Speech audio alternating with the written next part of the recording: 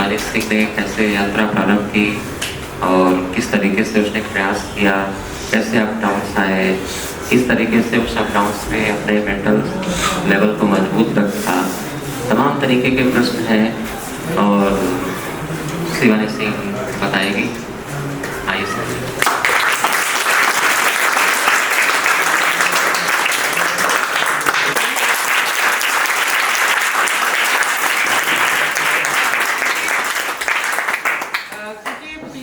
परीक्षा यहाँ पे कोई इतना अनजान नहीं है। ये 3 स्टेजेस का एग्ज़ाम है, प्रीलिम्स, मेंस, इंटरव्यू। और आप किस स्टेज पे बाहर हो जाएंगे आप खुद भी नहीं जान रहे होते हैं।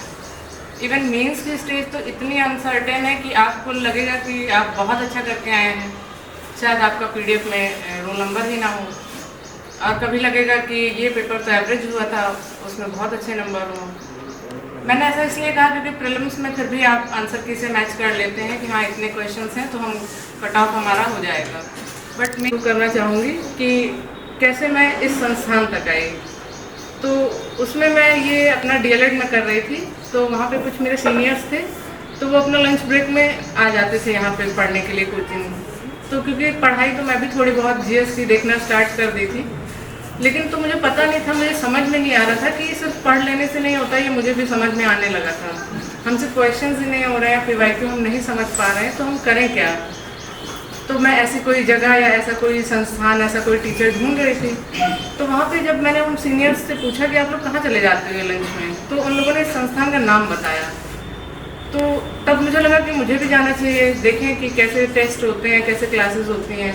इससे पहले सिविल की कोई क्लास मैंने यहाँ ली ही नहीं थी। मेरा ग्रेजुएशन फिरोज़ गांधी कॉलेज से तो रेगुलर था, तो मैं कॉलेज आती थी, लेकिन ऐसे कोचिंग संस्थान का और जो विशेष रूप से सिविल सर्विसेज के लिए समर्पित हो, उसके विषय में नहीं जान रही थी। तो जब मैं यहाँ पे आई तो टेस्ट से ही स्टार्ट किया मैंने, क्योंकि थोड़ा बहुत पहले पढ़ रखा था। तो सर ने कहा कि नहीं, आप थोड़ा सा क्लास भी लीजिए, आप समझने की कोशिश कीजिए कि कैसे जो है यहाँ पे कंटेंट पढ़ाया जाता है। तो वो सही भी था, क्योंकि मैंने जब अपना पहला टेस्ट दिया तो शायद कट ऑफ मेरी पार नहीं हुई थी, जो यहाँ 90 रखी जाती है, कम ही था उससे। तो मुझे लगा कि हाँ अभी तो मुझे ज़रूरत है पढ़ने की, तो मैंने क्लासेस भी ली थी। इतना ज़्यादा रिकॉल होता है आपका कि मतलब आप अंदाज़ा नहीं लगाएंगे कि एग्जाम आंसर, जब आपका हो सकता है सबकॉन्शियस माइंड आपको वहाँ पे आपका आंसर कर देगा। आपको लगेगा कि अरे ये कब पढ़ा था इसका, लेकिन आपको लगेगा कि इन चारों में से यही ऑप्शन है क्या। मैचिंग में क्वेश्चन पीसेस का तो पैटर्न ही ऐसा है, और ऑर्डर अरेंज करने के लिए देता है, वो बहुत ज़्यादा कॉन्सेप्ट बेस्ड तो जाता नहीं है। तो क्विज तो बहुत वर्क करती है। और उसके अलावा ये जो टेस्ट होते हैं डेली, जैसा कि विवेक भैया ने भी कहा कि टेस्ट छोड़िए मत। और मतलब मैं एक और इसमें गुजारिश चाहूँगी कि जैसे टेस्ट जब लगा लेते हैं सब लोग, तो सर तो उसका अच्छे से एनालिसिस करवा के, मैच करवा के सबका पता भी चल जाता है किसका कितना मार्क्स आया है। बट आप उसको डिस्कस ज़रूर कीजिए कि जैसे 4 लोगों का ग्रुप है, तो किसी एक व्यक्ति का अगर कोई क्वेश्चन सही है और बाकी के 3 लोगों का गलत है, तो उसको समझने की कोशिश कीजिए कि मतलब क्या इनके दिमाग में उस समय क्या आया होगा कि ये सही हो गया, और हमारे दिमाग में क्या आया कि गलत हो गया। तो आप पाएंगे कि ऐसा जब 4-5 दिन या 4-5 संडे लगातार करेंगे, तो आपके और स्ट्रेंथ हो जाएगी क्वेश्चन को सॉल्व करने की। और प्रीलिम्स तो पूरा गेम ही है, सिर्फ क्वेश्चन आपको कट ऑफ से पार होने चाहिए। 150 में 150 तो सही करना ही नहीं है, वो तो फिर मतलब अगर आप ऐसा सोच रहे हैं तो सिर्फ प्रीलिम्स ओरिएंटेड पढ़ रहे हैं। और दूसरी बात ये है कि जो लोग मतलब किसी भी सर्विस के लिए सोच रहे हैं, हालांकि नौकरी कोई छोटी बड़ी नहीं होती है, सबका अपना इक्वल इम्पोर्टेंस है, लेकिन फिर भी मैं विशेष रूप से कहना चाहूँगी जो लोग UP PCS के लिए सोच रहे हैं, तो मेंस पे ज़रूर फोकस रहिए, या कॉम्प्रिहेंसिवली इंटरव्यू तक का भी अपने जो है दूरदृष्टि तक बनाए रखिए। क्योंकि होता क्या है कि हमें लगता है कि प्रीलिम्स हो जाए फिर देखते हैं क्या करना है, लेकिन फिर उसमें वो कमीशन इतना समय देता नहीं है कि आप कुछ उसमें सोच समझ पाएँ। तो होता क्या है कि हमारा वो अटेम्प्ट वेस्ट चला जाता है। 1000 लोगों ने प्रीलिम्स क्वालिफाई किया था, और कितनी 800 के आसपास एग्जीक्यूटिव की पोस्टें थी, और 106 हैं ACF और RFO की उसमें। तो आप सोचिए कि उनको सिर्फ 800 लोगों को फाइनल में लेना है, उसमें भी स्पेशल पोस्टें हैं, एग्जीक्यूटिव की में भी और ही कम ही होंगी। तो अब इतने कंपटीशन में अगर आप फाइनल तक नहीं सोच रहे हैं, तो आप किसी भी स्टेज पर रुक जाएंगे, आपका रिजल्ट रुक जाएगा। क्योंकि मेंस अगर प्रिपेयर नहीं है, देन आप इंटरव्यू तो फिर कॉल भी नहीं होगी, और मेंस को भी प्रिपेयर करने की एक स्ट्रैटेजी होती है। तो मतलब मैं ये गुजारिश इसलिए कर रही हूँ कि बहुत लोगों का होता है कि 2-3 साल प्रीलिम्स देते हैं, फिर तब तक हम मेंस पे पहुँचेंगे। तो सीटों का भी जो आती हैं, अभी पिछले 2 सालों में इतनी सीटें आपको देखने को मिल रही हैं, 2018 के बाद से शायद इतनी सीटें अब 24 और 25 में देखने को मिली हैं, वरना अभी 23 में मुझे बहुत अच्छे से याद है सिर्फ 254 पदों पर भर्तियाँ हुई हैं। तो उस समय उससे कंपटीशन और टफ हो जाता है, उसमें मीन्स और टफ हो जाता है। क्योंकि होता क्या है कि हो सकता है हमारे दिमाग में उतनी ब्रॉड स्ट्रैटेजी ना चल रही हो मेंस को लेकर के, लेकिन किसी और की तो चल रही है ना। जो दिल्ली प्रयागराज में बैठा है उसके दिमाग में चल रही है, वो डेली आंसर राइटिंग कर रहा है, नहीं किसी संस्थान में कर रहा है तो खुद से कर रहा है। तो means answer writing is very deciding in this examination. अगर आपका आंसर राइटिंग का फॉर्मेट या स्ट्रक्चरिंग तरीका सही नहीं है, जैसे कि अभी 25 वाले जो एग्ज़ाम्स हुए हैं, आपने वो पेपर्स देखे भी होंगे, कितना मतलब उसका एनालिटिकल वे में ट्रेंड शिफ्ट कर रहा है यूपीएससी की तरफ। वो एक ही क्वेश्चन में वो 4 पार्ट्स पूछ रहे हैं। अब आपका इतना तेज़ी से क्वेश्चन को ब्रेकिंग करने का तरीका आपके पास होना चाहिए कि आप चारों पार्ट्स को डिस्कस कर सकें, उसके कॉन्सिक्वेंसेस को बता सकें, देन आप कंक्लूड भी कर सकें। एंड ये सारा काम आपको सिर्फ 3 आवर्स में करना है, उसके ऊपर आपको 1 मिनट नहीं दिया जाएगा। तो अब कुछ लोगों को चैलेंजिंग लगता है कि ये कैसे होगा, 3 आवर्स से ज़्यादा होना चाहिए। लेकिन आप समझने की कोशिश कीजिए इस बात को, मतलब बड़ी गंभीर है। मैंने इस चीज़ को बड़ा महसूस किया, इसलिए यहाँ पे शेयर कर रही हूँ कि अगर आप नहीं कर पा रहे हैं 3 आवर्स में तो इट्स योर प्रॉब्लम, क्योंकि कोई और कर रहा है और कमीशन उसको वेलकम करेगा। तो इसलिए इस चीज़ की भी स्ट्रैटेजी होती है। और दूसरी चीज़ कुछ एक इसमें जो पेपर्स हैं मीन्स, मतलब आप उसको इग्नोर कर रहे हैं तो आप या तो पीडीएफ में नहीं रहेंगे, या तो फिर पीडीएफ में रहेंगे तो नीचे से कहीं रहेंगे, अच्छी रैंक नहीं आ पाएगी। Hindi is very day pre के बाद कमीशन समय देता है, तो हम सोचते हैं लास्ट के 1 वीक में पढ़ लेंगे। अब वो इतना फैक्चुअल होता है कि आपको वहाँ पे हिट नहीं करता है वो, फिर आप आस-पास लेके आते हैं, जैसे जो विलोम होते हैं उसको सटीक चाहिए होता है। तो मीनिंग में तो बहुत आपको रिलेट करके मिल जाएंगे। 30 मार्क्स का मुहावरा होता है, उसमें भी उसने कमीशन ने डिसाइड किया, वो बाकायदा लिखता है कि 1+2, यानी आपको सिर्फ अर्थ का ही 1 नंबर मिलेगा और 2 नंबर आपके वाक्य प्रयोग का होगा। अब उसमें वाक्य प्रयोग में भी आप जनरल कुछ राम श्याम करके स्टेटमेंट बना के लिख दे रहे हैं और कोई किसी इंटरनेशनल इशू से उसको रिलेट करके लिख रहा है, बाकायदा वाक्य में उसको पिरो रहा है मुहावरे को। तो इन सब चीज़ों का बड़ा फर्क होता है। और जैसे ही आप 100 और 110 150 में हिंदी में क्रॉस करते हैं, आप रैंक की तरफ बढ़ना शुरू कर देते हैं। आप सबने समझा कि मैंने इस पूरी स्ट्रैटेजी को समझा कि सिर्फ प्रीलिम्स ही ना निकालें और मेंस इस तरह से लिखें कि सेलेक्ट हों। ये बताने के लिए ना मेंस लिखें कि हाँ हम इस बार मेंस लिखने गए थे, देखते हैं क्या होता है।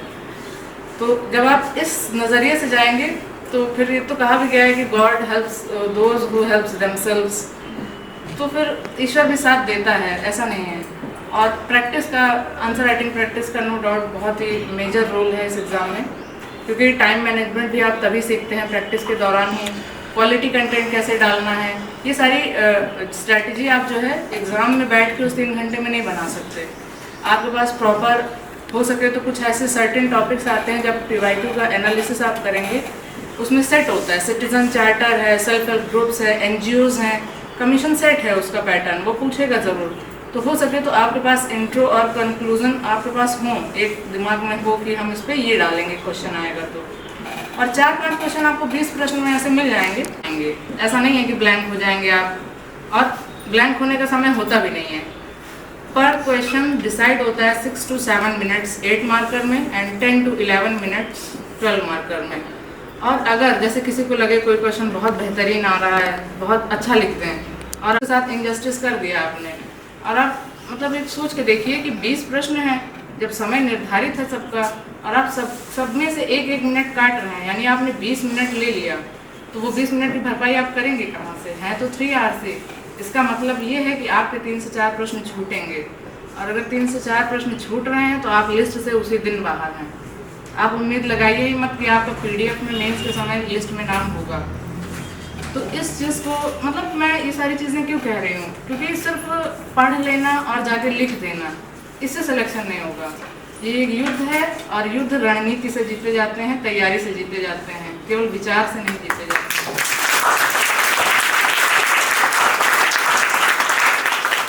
एक जैसे कि हमारा इतिहास भी गवाह है, जिन लोगों ने युद्ध जीते हैं उनके पास एक बेहतर रणनीति होती है। और एक और मेरा विनम्र निवेदन है कि कभी भी किसी भी चीज़ का बहुत ज़्यादा सफलता से पहले आई थिंक, या किसी भी एग्ज़ाम को देने से पहले उसका शोर नहीं होना चाहिए। जैसे आपने कभी देखे होंगे, इतिहास इन चीज़ों का गवाह है कि जो राजा हाथी पे बैठ के युद्ध करते थे वो निश्चित रूप से मारे जाते थे, क्योंकि क्या होता है कि आप फोकस पे आ जाते हैं, अब सबका फोकस आपकी तरफ है, वो हर तरह से आपको पीछे खींचने की कोशिश की जाएगी। तो मेरा ये एग्जाम्पल देने का मतलब ये था कि अपनी तैयारी को बेहतरीन रणनीति के साथ अपने स्तर तक बनाए रख के, हाँ मतलब जो आपका ग्रुप है उससे डिस्कस कीजिए, अपने टीचर से डिस्कस कीजिए, लेकिन ऐसे लोगों से डिस्कस मत कीजिए जिनका इस तैयारी से कोई लेना देना नहीं है। और वो उल्टा आपको, आप कह रहे हैं कि आप मेंस लिखने जा रहे हैं, वो कहेंगे कि 2-4 बार लिखिए, पहली बार में कहाँ होता है। जैसे मुझसे भी कहा गया कि कई लोग लिख रहे हैं पहली बार में मेंस नहीं होता है, 2-4 साल लगते हैं, 2-4 बार मेंस लिखिए, 1-2 बार इंटरव्यू दीजिए, तब जाके कहीं होता है। तो अब इस बात में एकदम जो है एग्रेसिव होकर आंसर उनको नहीं करना है कि आप क्या जाने। इन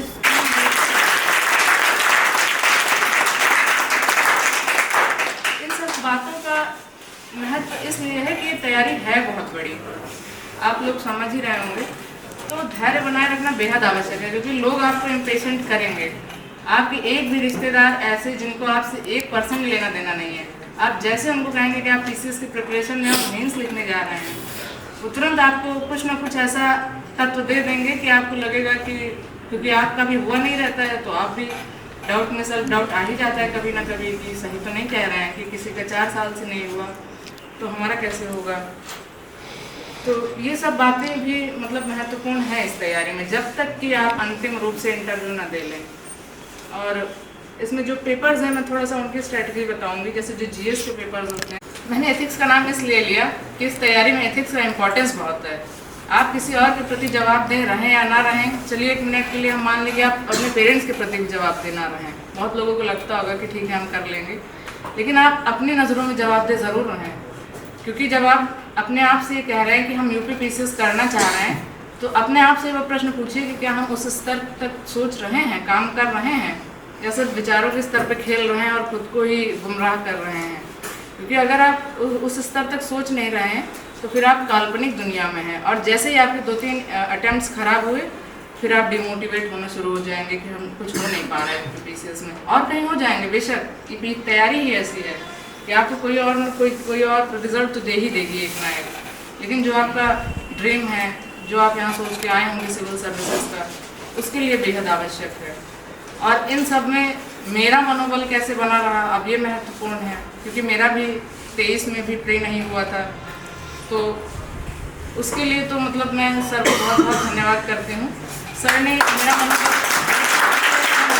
बनाए रखा, क्योंकि मैं उस समय कहीं और नहीं यहीं पे आती थी और रिज़ल्ट आया तो नहीं हुआ था।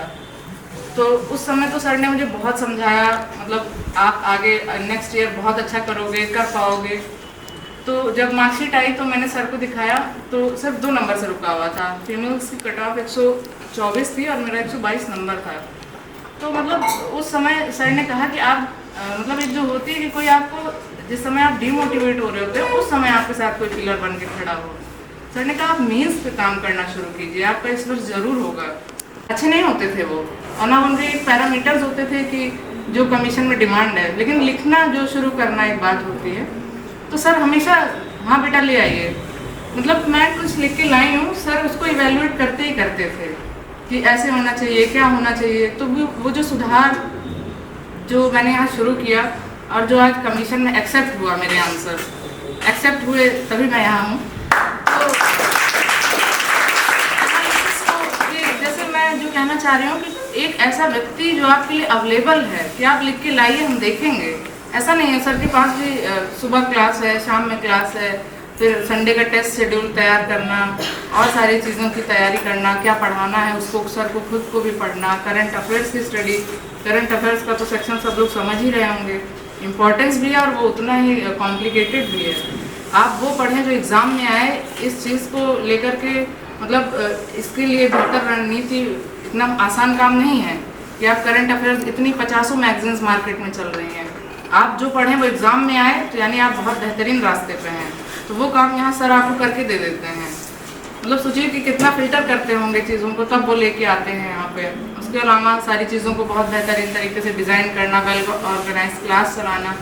तो इन सब के बीच में मतलब मैं तो आती थी तो मैं क्वेश्चन शाम में भी लेके आ गई। जैसे मैंने दिन में लिखा शाम में, तो सर की क्लास बस जैसे शाम वाली शुरू होने वाली है तो मैं 10 मिनट पहले आती थी। सर प्लीज़ सर एक बस आप नज़र ही डाल दीजिए कि 2 क्वेश्चंस मेरे कैसे आज के लिखे गए हैं। तो सर उस समय भी अवेलेबल रहते थे। क्लास आना है फिर भी हाँ लाओ हम देख लेते हैं। ऐसे मैंने लिखे थे शुरू के। इन्वायरमेंट ऐसे कैसे लिखा जाता है मुझे नहीं पता था, और कोई क्लास भी मैंने नहीं ली थी। तो मैंने 2-3 ऐसे लिखे।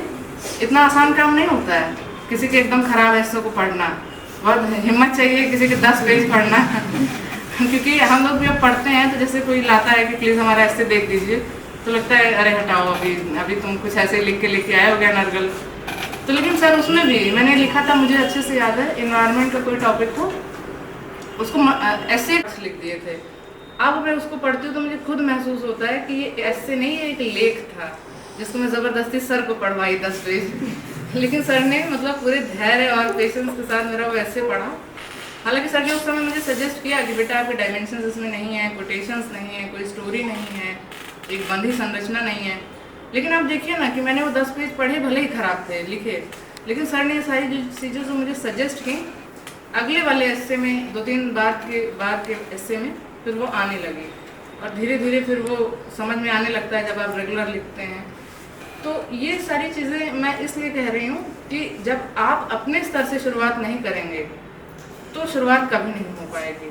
आप सोचेंगे कि प्री हो जाएगा, किसी संस्था की टेस्ट सीरीज जाके महंगी 10-15-20 हज़ार की ज्वाइन करेंगे, तब जो है हमारी आंसर राइटिंग स्टार्ट होगी, और ऐसा लिखेंगे कि किसी ने नहीं लिखा होगा इतिहास में। आयोग में जाके ऐसी फीलिंग आती है ना कि ऐसा लिख के आएंगे कि कोई लिखा ही नहीं होगा आज तक, तो फिर वो बहुत बड़ी गलतफहमी है। ऐसा नहीं होता है, क्योंकि जो लोग मतलब पिछले 2-4 साल से उस प्रैक्टिस में है, भले तक चल नहीं पाता है, ये समझ में आ जाता है, तो फिर इस तरह से हेल्दी ग्रुप तो नहीं बन पाएगा। और अगर आप देखते होंगे यूपीएससी में भी लोग बताते हैं ग्रुप में प्रिपरेशन किए हैं, तो मेरा भी सौभाग्य रहा, मुझे ऐसे 2 फ्रेंड्स मिली, उन्होंने मुझे सपोर्ट किया। उनके अनुभवों से दरअसल मैंने सीखा। मैं हमेशा जानने की कोशिश करती थी कि आपने 23 में लिखा तो ऐसा क्या था कि मार्कशीट भी क्योंकि आ चुकी थी, तो क्यों नहीं हुआ आपका। क्योंकि वो जानने के लिए मैं इसलिए कोशिश करती थी कि मैं 24 का लिखने चल रही हूँ तो वो गलतियाँ मैं ना करूँ। उनके मार्कशीट के मार्क्स देखे तो अब भाई जैसे मैंने हिंदी और एसए का इम्पोर्टेंस समझाया, उनके बहुत बेहतरीन मार्क्स थे। उन्होंने जीएस के चारों पेपर में 100 तक के मार्क्स स्कोर किए हुए थे, और ये बहुत बेहतरीन है कि जीएस में आप 100 तक पहुँचिए, वरना तो होता नहीं है। बट वही था कि हिंदी और एसए पे जब आप लास्ट मोमेंट पे वर्क करते हैं तो वो स्ट्रैटेजी बिल्कुल वर्क नहीं करती है, क्योंकि आपको क्लिक नहीं करेगा, और लास्ट मोमेंट पर प्रेशर बहुत होता है। उसी में एडमिट कार्ड आ गया, उसमें आपको सेंटर देखना है, उसी में आपको लगता है कि जीएस भी रिवाइज कर लें। और फिर आयोग का पैटर्न भी एग्ज़ाम कराने का ऐसा है कि वो 4 दिन लगातार 2-2 शिफ्ट में एग्ज़ाम लेता है। It's very hectic. अगर आपके शॉर्ट नोट्स तैयार नहीं हैं तो आप सोचिए कि आज मान लीजिए फर्स्ट डे है, आपने मॉर्निंग में हिंदी लिखा 3 आवर्स, इवनिंग में एसए लिखा, वो रिलैक्स भी होता है, वो इतना नहीं होता है। लेकिन असली लड़ाई उसके अगले दिन से शुरू हो जाती है। जीएस फर्स्ट 1 पेपर 20 क्वेश्चंस आपने सुबह लिखे, आपको फिर दोपहर में 1 घंटे का गैप होगा, फिर 20 क्वेश्चंस लिखने हैं। अब उसमें आप क्या रिवाइज करके पहुंच रहे हैं, या आपके दिमाग में कितना कंटेंट है, क्योंकि आप सुबह 3 घंटा लिख के थके भी हैं। उसी स्पीड में इक्वल टाइम मैनेजमेंट में आपको फिर शाम को लिखना, लेकिन सब्जेक्ट्स अलग हैं। तो अगर आपके पास शॉर्ट नोट्स नहीं हैं, पिन पॉइंट्स नहीं हैं, या इतनी प्रैक्टिस कर लीजिए कि शॉर्ट नोट्स भी साइड हो जाएं, इतना टेस्ट लिख लीजिए, इतने पीवाईक्यूज लिख लीजिए कि आपके दिमाग के सामने एनजीओ की डेफिनेशन चलनी शुरू हो जाए। जैसे एनजीओ में हम लोग कंक्लूड करते थे, एक शब्द प्रयोग करते थे कि एनजीओ है सिटीजन चार्टर। तरीके से जब आप बेहतरीन तरीके से नोट्स होंगे या इतनी प्रैक्टिस होगी तब आपको ये बहुत अच्छा लगेगा। जैसे अभी हम लोग का तो 29 से एग्ज़ाम था, मतलब मैं अपनी तारीफ में बिल्कुल नहीं कह रही हूँ, जिनका नहीं हुआ उनके लिए भी मानसिक स्थिति बहुत ही तकलीफदेह थी, और जिनका हुआ उनके लिए भी समस्या थी। इतने फ़ोन आ रहे थे कि कैसे मैनेज किया जाए, एग्ज़ाम भी है अगले दिन आपको 6 घंटा एग्ज़ाम लिखना था। तो 29 की रात में रिज़ल्ट आया है, 30, 31 एंड 1 तक आपको कंसिस्टेंसी के साथ लिखना था बिना अपने माइंड को डिस्टर्ब किए। तो calmness is very important in this examination. अगर आपका दिमाग चित्त स्थिर नहीं है, कोई कुछ कह दे रहा है आप तुरंत विचलित हो जा रहे हैं, कोई कह दे रहा है अरे इसमें कुछ नहीं है तो आपको लगा चलो सरल है, लेकिन अगर उसी पल किसी ने कह दिया अरे नहीं बहुत मुश्किल है, तो मतलब आपका अपने मन पे कंट्रोल कहाँ रह गया। कोई कह रहा है सरल है तो मान लिया सरल है, कोई कह रहा है कठिन है तो कठिन है। आप क्या सोचते हैं इस एग्जामिनेशन को लेकर के, ये महत्वपूर्ण है। तो उसके ग्राउंड रियलिटी को समझिए, किसी के कहने पे मत जाइए। तो मतलब मुझे ऐसा लगता है कि इन सारी स्ट्रेटजी को समझते हुए और आप कमीशन की भी साइकोलॉजी को भी समझने की कोशिश कीजिए। बीइंग ए ब्यूरोक्रेट, जब आप सिस्टम में जाते हैं तो आपको ज़रूरी नहीं है कि जिस डिपार्टमेंट में आप काम कर रहे हैं उस दिन एक ही प्रॉब्लम होगी, हो सकता है 2-3 समस्याएं आ गई, गंभीर समस्याएं आ गई। तो उसी तरह से एग्ज़ाम को भी वो डिज़ाइन करता है कि अब सुबह भी ले रहे हैं शाम में भी ले रहे हैं। आप शाम में 5:30 बजे 6 बजे छूटते हैं। मैं ये सारी चीज़ें इसलिए इतनी गहराई से कर पा रही हूँ, मैं 2 साल से महसूस कर रही हूँ। और सेंटर आपका दूर है, आपको घर आते ही अपने रूम पे जहाँ पे भी आप रुके हैं साथ है, क्योंकि उनको फुर्सत मिल गई आपकी कॉपी इवैल्यूएट करने से। एक पेपर में एब्सेंट हुए आप किसी भी शिफ्ट की, तो बस आपका इवैल्यूएशन तो आप तो वहीं से बाहर हो गए ना। क्वेश्चंस छूट रहे हैं, आप पेपर छोड़ रहे हैं, तो आप ये भूल जाइए कि आप पीडीएफ में रहेंगे। हालांकि कुछ एक ऐसे लोग मुझे मिले हैं जिन्होंने कहा है कि वो 18 क्वेश्चन लिख के भी हुए हैं, लेकिन वो उनका सौभाग्य रहा होगा। अदरवाइज 20 क्वेश्चंस लिखना इज़ वेरी मस्ट। 50 पेजेस होते हैं, उसको भी फिल करना। कुछ लोग 2.5 पे लिखते हैं, 3 पे लिखते हैं। तो जो एक ट्रेंड चल रहा है, हम लोगों ने बहुत दिन माइक्रो एनालिसिस किया है कमीशन की इन सारी चीज़ों का बैठ करके, कि वो 50 पेजेस वो देता है इसलिए है कि आप कर पाते हैं कि नहीं। इसलिए वो किसी क्वेश्चन में 4, किसी में 2, किसी में 3 नहीं देता है, उसका सेट पैटर्न है। 8 मार्कर 2 पेजेस, 12 मार्कर 3 पेजेस। अब आप कितना कर पाते हैं वो आपकी कैपेसिटी। अब उसमें भी इनोवेशंस के साथ, क्योंकि आप नहीं करेंगे, आप पैराग्राफ में लिख रहे हैं, कोई पॉइंट्स में लिख रहा है, आप जो है एग्जाम्पल्स नहीं इंक्लूड कर रहे हैं, कोई करंट अफेयर का एकदम रिसेंट एग्जाम्पल से आंसर शुरू कर रहा है। तो ये सब बहुत ही आई कैचिंग होता है। और जो कॉपी चेक कर रहा है वो तो बैठा है इसीलिए कि लाइए आप कुछ नया लाइए, हम जो हमको अच्छा लगे, क्योंकि जो एक धर्रे पे चला आ रहा है उस पर तो एवरेज ही मार्किंग करेगा। तो ये सारी चीज़ें हम लोगों ने बहुत ही बारीक स्तर से एनालिसिस किया, चीज़ों को समझा, क्योंकि भाई जैसा कि मैंने कहा ना कि मुझे सेलेक्ट होने के लिए मेंस लिखना था। और मैं डेस्टिनेशन की हमारी जो टेंडेंसी होती है कि देखेंगे जो होगा तो देख नहीं पाएंगे, क्योंकि और लोग आ रही है पीछे से, भीड़ पूरा हुजूम आ रहा है और आप रौंद दिए जाएंगे, आपको खबर भी नहीं होगी। फिर आपको तब पता चलेगा कि अरे ये साल पूरा चला गया, अब अगले वाला प्री देखते हैं। अब जैसे और अनसर्टेनिटी शेड्यूल में भी होती है, 6 दिसंबर को प्री है, चाहते तो इधर अप्रैल में जुलाई में होता, लेकिन कमीशन के अपने कार्य हैं, उसकी अपनी व्यस्तताएँ हैं, उस पर नहीं कहेंगे। कई एग्ज़ाम्स उसके लगे हैं, उसने अपना पूरा कैलेंडर दिया हुआ है। लेकिन अब जो सिर्फ पीसेस ओरिएंटेड है उसके लिए तो लंबा समय है ना, तो अब उसमें भी आपको उस समय के प्रबंधन को समझना बेहद ज़रूरी है। क्योंकि अगर आप प्रबंधन नहीं करेंगे, अभी से लेके आप दिसंबर तक सिर्फ प्रीलिम्स पढ़ेंगे, प्रीलिम्स हो जाएगा, हो सकता है भाई इतना तो रिवीजन हो ही जाएगा, प्रीलिम्स आराम से हो जाएगा, फिर वो मार्च में मेंस ले लेगा। आप समझिए प्री के लिए इतना टाइम ड्यूरेशन छोड़ रखा है, और दिसंबर के बाद जैसे ही वो रिजल्ट देगा जनवरी में, मार्च में आपका एग्ज़ाम करा लेगा या अप्रैल में। तब आपकी क्या रणनीति होगी? क्या आप 4 दिन लगातार 8 पेपर लिखने की स्थिति में होंगे? इस तरह से मतलब चीज़ों को डिज़ाइन कीजिए, तब आप जो है 26 में ज़रूर पीसीएस बन पाएंगे। और रणनीति जब बेहतर हो तो मतलब मुझे नहीं लगता कि लक्ष्य मिलना कोई मुश्किल कार्य है। और जब अपने माता पिता गुरुओं का साथ हो, जहाँ पे आके तो मतलब मैंने विनम्रता सबसे इतनी सीखी है। मैं मतलब मेरी फाइनेंशियल कंडीशन भी उतनी अच्छी नहीं थी कि बहुत ज़्यादा है कि चलिए अच्छा जितना है पेमेंट कर दिया हो गया। तो मतलब मुझे कभी ये नहीं फील हुआ कि मुझे प्रेशर रहे मेंटल कि अभी जाऊंगी तो सर कुछ कह देंगे। मतलब आज तक अभी भी मतलब मैं अब तो मुझे ये कहने में कोई शर्म बिल्कुल नहीं है, तब भी नहीं थी कि अभी भी मैंने अपने कई टेस्ट सीरीज का पूरा पेमेंट किया ही नहीं है मैंने तो। लेकिन आज तक कभी भी सर ने मुझे इस चीज़ के लिए कभी कहा ही नहीं कि शिवानी तुम्हारा अभी बाकी है, जबकि और जो प्रोफेशनल संस्थान हैं, जैसा कि मैं नाम नहीं लूँगी, आप सब जान ही रहे हैं कि आपको कदम नहीं रखने दिया जाएगा कोचिंग में, क्योंकि उनके जो चेक करने वाले कार्ड बाहर होते हैं वो आपको एंट्री नहीं देंगे। और वो भी कहीं इतना पेंडिंग हो गया तब तो बिल्कुल नहीं देंगे, एक आध महीने की बात हो तो अलग बात है। तो इन सब चीज़ों का भी बड़ा महत्व रहा। जो बात आ रही है कि कैसे मैंने अपने मेंटल स्टेटस और चीज़ों को बहुत ही समन्वित रखा, क्योंकि सहयोग रहा सर का यहाँ पे। तो जब मैं टेस्ट यहाँ लगा के इतनी एफिशिएंसी जो मैंने सीखी महसूस किया है कि यहाँ पे उस तरफ बैठ के समझ नहीं आ पाता है कि हम पूरा PCS क्वालिफाई करके एक पोस्ट लेंगे कैसे। कभी कभी मुझे भी होता था मन में कि कैसे होगा, मीन्स होगा कैसे 4 दिन का 8 पेपर, क्योंकि मतलब कोई बता देता है तो बड़ा सरल लगता है। जब आप उस प्रक्रिया से गुजरिए और जब GS पेपर 2 लिखने के बाद 3 लिखने के अगले दिन तैयारी होती है 4 GS को और एथिक्स की, बहुत मतलब आप थक चुके होते हैं। ऐसा लगता है कि बस कोई आता और कह देता कि प्लीज़ आप रहने दीजिए आज का 2 दिन बाद, लेकिन ऐसा होता नहीं है। अगर सीट लेनी है तो लिखना है, क्योंकि लोग लिख रहे हैं। तो मतलब इन सब चीज़ों को मतलब बहुत गंभीरता से लीजिए अगर आप वाकई PCS ऑफिसर होना चाहते हैं या UPSC भी क्वालिफाई करना चाहते हैं। गंभीरता इस चीज़ को, स्ट्रेटजी को लेकर के नहीं रहेगी तो आप किसी न किसी स्टेज पे रुक जाएंगे। और अगर आप इंटरव्यू से बाहर हो गए, बेहद दुखदायी स्थिति होती है वो। आप खुद को समझा नहीं पाएंगे कि क्या कमी रह गई, और वो स्थिति बहुत ख़राब होती है। आपको कितना कोई सब समझा ले, सिंपैथी दे ले, वो मतलब दिमाग से निकलता नहीं है। क्योंकि मेंस में कॉल हो जाना इंटरव्यू, वो अपने आप में एक अचीवमेंट है, लेकिन इंटरव्यू से बाहर होना, तो इंटरव्यू में कोई बाहर नहीं होता है, वो तो होता ही 100 नंबर का है। इसका मतलब है कि आपको मेंस में कमी थी।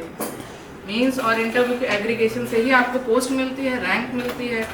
इंटरव्यू 7 का 100 मार्क्स का होता है, मिनिमम उनको 40 देने ही है। उसके बाद आप जितना बेहतरीन कर पाएँ 70, हालांकि अभी तक मैंने देखा है 75 को हाईएस्ट देते हैं। फिर भी अगर आप 70, 65, 70, 72 पे रुक रहे हैं तो वो खराब स्कोर नहीं है, बेहतरीन स्कोर है। ऐसा कुछ वहाँ बोला कि जो कमीशन के मेंबर्स को हर्ट कर गया, तो आपको बिलो 40 भी दे सकते हैं। वो अथॉरिटी में होते हैं उस समय। जैसा कि मैं एक एग्जांपल बताऊंगी कि एक लड़की थी, वो जैसे ही एंटर की, उसका इवनिंग में एकदम लास्ट में था, 2 शिफ्ट में चलते हैं। तो हुआ क्या कि जैसे इवनिंग वाली शिफ्ट में भी जिसका शाम को 6 बजे होना है, बुला तो 12 बजे लिया जाता है। अब जिसका 2:30 बजे हो गया वो तो उसके लिए अच्छा है, लेकिन अब जिसका 6 बजे हुआ वेट तो आपको करना पड़ेगा। तो जैसे ही एंटर की तो एक होता नहीं, जैसे आपके घर वाले भी, जैसे आप देर में पहुँचो तो कहते होंगे कि यार आज तो मतलब बड़ा मेहनत करिए, आओ बैठो। तो वो मेंबर से इतना आराम से बोले, वो शायद साइकोलॉजी चेक कर रहे थे बस। तो उन्होंने बोला कि बेटा आपको बहुत वेट करना पड़ा, लड़की थी, आपको बहुत वेट करना पड़ा, तो थक गए होंगे। नहीं, ऐसे लोग प्रेम से पूछते हैं। तो बस उसने यहीं पे ब्लंडर हो गया, उसने कहा कि हाँ सर थक तो गए हैं। बस इसी पे मतलब उसका नेगेटिव गया। और जब उसकी मार्कशीट आई तो उसने देखा कि उसको वाकई में कम नंबर थे, 50 मार्क्स था सिर्फ। तो मतलब इस ऐसे उत्तर नहीं करने हैं। आप एक ब्यूरोक्रेट हैं, थक जाना जैसी कोई चीज़ नहीं होती मेरे हिसाब से। आप कह सकते हैं कि हाँ सर मैंने प्रतीक्षा की, लेकिन कोई बात नहीं, ये भी एक यात्रा का पार्ट है। सकारात्मक बने रहिए। सकारात्मक तभी उत्तर आएगा जब आप दिमाग से सकारात्मक बने रहेंगे। अगर आप व्यवस्था को खराब कहेंगे, कोचिंग को खराब कहेंगे, या कहेंगे कि जैसे होता क्या है, ये सही बात है, रिजल्ट नहीं बनता है तो हम फ्रस्ट्रेट होते हैं और चीज़ों को खराब कहना शुरू कर देते हैं, जबकि ये सही होता है कि कहीं ना कहीं कमी रह जाती है। जब मेरा प्रीलिम्स नहीं हुआ तो मैंने महसूस किया, मुझे बजट के डाटा याद ही नहीं थे। और आपको याद होगा कि 23 में वो बजट से भर के क्वेश्चन पूछा था। मेरा बजट ऐसे रफली पढ़ लिया था मैंने इस चीज़ को, लेकिन मैंने एक्सेप्ट किया। बजट रफली पढ़ा, अब वो मैचिंग में आ गया एग्जैक्ट, वो कितना एलोकेशन है अलग अलग डिपार्ट्स को, स्कीम्स को, वो चीज़ मुझे आ ही नहीं रही थी वहाँ पे। तो क्लिक कहाँ से करेगी, पढ़ा ही नहीं सही से। अब आप 5-6 क्वेश्चन ही, भले ही 5 ही 6 थे, तो क्या उन्हीं का तो इम्पोर्टेंस था, 2 ही नंबर से दोबारा थे। तो कहने का मतलब कि अगर रिजल्ट रुक रहा है तो थोड़ा उसको रुक के विचार कीजिए कि क्यों रुका है। बाकी ऐसा नहीं है कि रिजल्ट हमेशा ही रुकेगा, एक दिन ऐसा आएगा कि वो परिणित हो जाएगा सकारात्मक परिणाम में। तो यही मेरी रणनीति थी। मैं इतनी गंभीरता से इसलिए बताना चाहती थी कि आज ये मेरा सौभाग्य मैं महसूस कर रही हूँ कि मैं जो कभी वहाँ बैठती थी और आज यहाँ खड़ी होकर मैं इंस्पायर थी। जैसा कि सर यहाँ पे जो सिलेक्टेड कैंडिडेट्स हैं, चाहे वो UPSC के हों या PCS के हों, बुलाते हैं, तो मैं भी मैक्सिमम लोगों को यहाँ पे याद होगा कि एक बार आई थी ma'am IFS ma'am miss Ayushi Mishra और उनके भाई IAS अर्णव मिश्रा। तो वो दोनों लोग आए थे, 2023 की बात है। शायद कुछ लोग जान रहे होंगे, तो वो दोनों लोग इस तरफ बैठे थे और मैं ऐसे ही बैठी थी जैसे आप लोग फ्रंट सीट पे बैठे हैं। तो मतलब मैं वो, हालांकि मैं बिल्कुल ऐसा नहीं कहूँगी, वहाँ से यहाँ आने का जो सफ़र है वो बहुत अच्छा है, चुनौतियों से भी भरा होगा, लेकिन ऐसा नहीं है कि चुनौतियाँ हमेशा होंगी। एक पॉइंट आता है जिसको थ्रेशोल्ड कहते हैं, वहीं तक चुनौतियाँ होती हैं, उसके बाद वो बदल जाती हैं आपके सकारात्मक परिणाम में। तो जब तक वो थ्रेशोल्ड नहीं मिल जाता तब तक का धैर्य बनाए रखिए, उसके बाद आपको आपको परिणाम मिलेगा जरूर और सकारात्मक मिलेगा। तो सर को भी बहुत बहुत थैंक्स कहती हूँ कि उन्होंने मुझे मौका दिया अपनी स्ट्रैटेजी शेयर करने का, क्योंकि मैं ये चाह रही थी कि ये चीज़ जानना बड़ी वो होती है, मन में उहा पोह चला करती है कि कैसे करें, क्या करें, क्या ना करें। तो ये जैसे कोई बता देता है तो थोड़ा आसान हो जाता है। जैसे आरुषि मैम ने अपनी पूरी जर्नी जब बताई थी तो मैंने बड़ी ध्यान से सुनी थी उनसे, कैसे वो किस स्टेज पे रुक रही थी, वो क्यों रुक रही थी, कहाँ कमी थी, उन्होंने बड़ी बारीकियों से इन सब चीज़ों को बताया था। तो उसी चीज़ को मतलब समझने की कोशिश होती है। बाकी काम तो आप ही का होगा, मेहनत आपकी होगी, तैयारी आपकी होगी, लेकिन जैसे किसी ने कुछ कह दिया और शायद वही काम हम कर रहे थे और नहीं करना है, वहीं से हमारा सुधार शुरू हो गया। मेरे केस में तो आयुषी मैम को लेकर के यही था।